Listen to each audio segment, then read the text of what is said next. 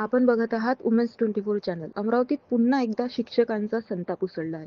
शिक्षक पात्रता परीक्षा टीईटी संदर्भात सर्वोच्च न्यायालयाने दिलेल्या निर्णयाविरोधात महाराष्ट्र शासनाने पूर्ण विचार याचिका दखल न केल्यामुळे राज्यभरातील शिक्षक संघटनांनी आंदोलनाचा इशारा दिला आहे. याच पार्श्वभूमीवर रविवारी 9 नोव्हेंबर 2025 रोजी सकाळी 10 ते दुपारी 2 वाजेपर्यंत महाराष्ट्र राज्य प्राथमिक शिक्षक मध्यवर्ती संघटना अमरावती शाखातर्फे मूक मोर्चा जिल्हाधिकारी कार्यालयावर काढण्यात येणार आहे. हा मोर्चा भारतरत्न डॉक्टर बाबासाहेब आंबेडकर चौक म्हणजे इरविन चौक इथून सुरू होऊन जिल्हाधिकारी कार्यालयापर्यंत जाणार आहे. या मोर्चातून शिक्षकांनी शासनाकडे काही ठोस मागण्या मांडल्या आहेत. टीईटी संदर्भात सर्वोच्च न्यायालयात तातडीने पुनर्विचार याचिका दाखल करावी. 15 मार्च 2024 चा सुधारित संच मान्यता शासन निर्णय रद्द करावा. जुनी पेन्शन योजना लागू करावी. सर्व ऑनलाईन कामकाज रद्द करून शिक्षकांवरील प्रशासकीय ताण कमी करावा. विषय शिक्षकांना पदवीधर वेतन श्रेणी लागू करावी आणि शिक्षण सेवक योजना रद्द करावी. शिक्षक संघटनेचे जिल्हाध्यक्ष किरण पाटील यांनी पत्रकार परिषद सांगितले की शिक्षकांच्या भावना ओळखून शासनाने तातडीने निर्णय घ्यावा, अन्यथा राज्यभरातील शिक्षकांना रस्त्यावर उतरावं लागेल. संघटनांच्या वतीनं संपूर्ण राज्यभर 9 नोव्हेंबर 2025 ला जिल्हाधिकारी कार्यालयावर मोर्चाचे आयोजन केलेले आहे. त्यानुसारच अमरावती जिल्ह्यामध्ये सुद्धा भारतरत्न डॉक्टर बाबासाहेब आंबेडकर पुतळा चौक ते जिल्हाधिकारी कार्यालय अमरावती अशा मूक मोर्चा आयोजित केलेला आहे.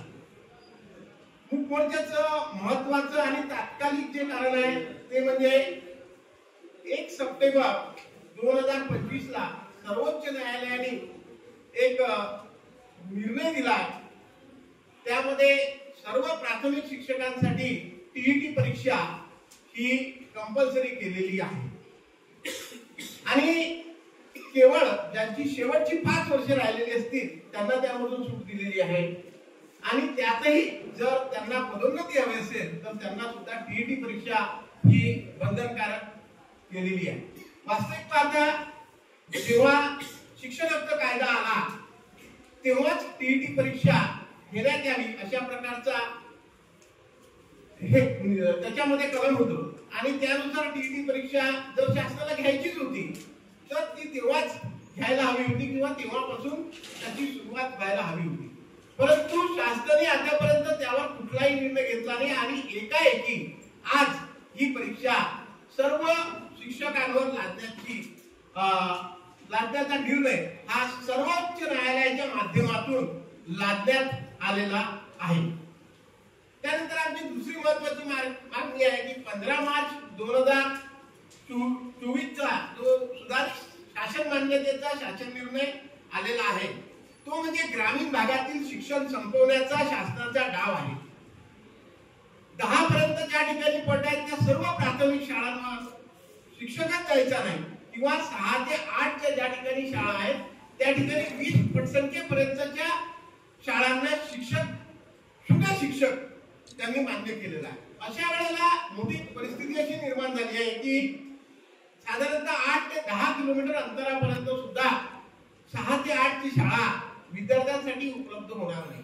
अमरावती जिल्ह्यामध्ये 5 माध्यमिक शाळा अशा आहेत की त्या शून्य शिक्षकी झालेल्या आहेत. म्हणजे आज तिथं शाळा आहे परंतु शिक्षक नाही.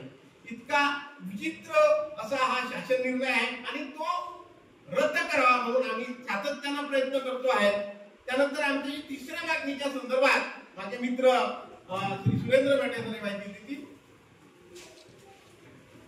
साधारणतः आपल्याला माहिती आहे की पेन्शन हा कर्मचाऱ्यांचा सगळ्यात महत्त्वाचा घटक. नोकरीवर लागल्यानंतर संपूर्ण वयाच्या 58व्या वर्षापर्यंत तो नोकरी करत असतो आणि असं असताना 58 वर्ष नोकरी झाल्यानंतर प्रत्येक कर्मचाऱ्याला पेन्शन मिळायला पाहिजे. लोकप्रतिनिधी एकदा 5 वर्षे निवडून आल्यानंतर त्यांना आयुष्यभर पेन्शन लागतं. परंतु कर्मचारी 2013 नंतर जे कर्मचारी लागलेले आहेत त्यांना ती जुनी पेन्शन होती 2005 जुनी पेन्शन बंद करून आमची ही मागणी आहे की सर्व कर्मचाऱ्यांना 2005 नंतर लागलेल्या सर्व कर्मचाऱ्यांना जुनी पेन्शन ही लागू केली पाहिजे. कारण त्याच्या उदरनिर्वाहाचं कुठलंच साधन त्याजवळ राहत नाही आणि वयाच्या 58 वर्षापर्यंत नोकरी केल्यानंतर तो दुसरं काहीच करू शकत नाही. म्हणून ही आमची मागणी अशी आहे की जुनी पेन्शनचा हा जो मुद्दा आहे आमचा हा भले अनेक वर्षापासून शासनाच्या दरबारी आम्ही रेटतोय. याही आंदोलनाच्या माध्यमातून आम्ही हा प्रश्न त्या ठिकाणी नेमतो आहे. त्यानंतर मित्रांनो, हा एक अत्यंत महत्वाचा आमचा एक प्रश्न असा आहे, ऑनलाईनच्या संदर्भात इतकी कामं शासनाची जी ऑनलाईन झालेली आहे ती शिक्षकांना काम करणं खूप कठीण झालेलं आहे. असं प्रत्येक काम ऑनलाईन करा. ज्या ठिकाणी इंटरनेट सुविधा उपलब्ध नाही त्या ठिकाणी मोठ्या प्रमाणात समस्या निर्माण झालेली आहे.